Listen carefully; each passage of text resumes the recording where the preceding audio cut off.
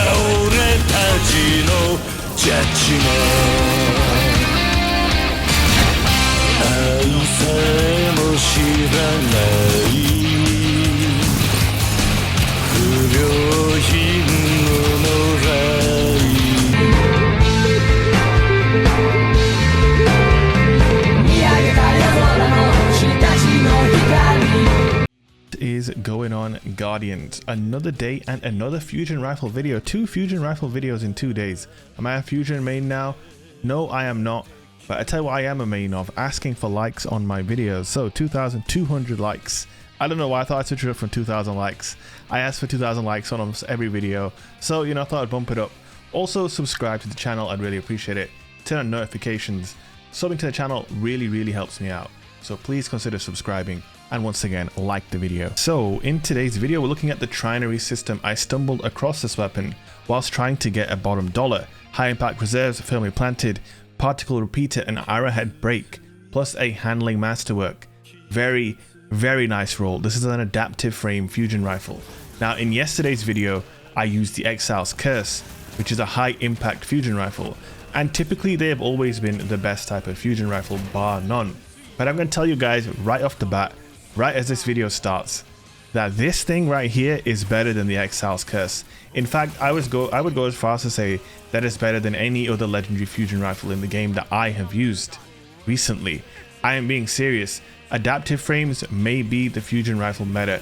It seems to kill at the same range as my Exile's Curse, only it charges way faster and just seems to be more consistent. Now, this could be down to the fact that I have firmly planted on this weapon.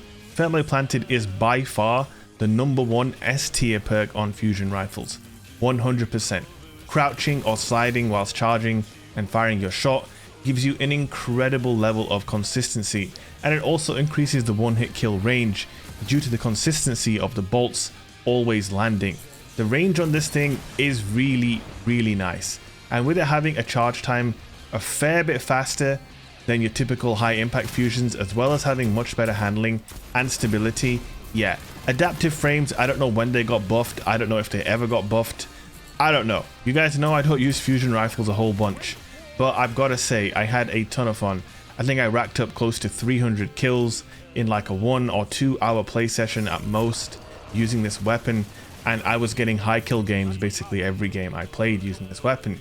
It really felt closer to what I remember from Destiny 1 fusion rifles.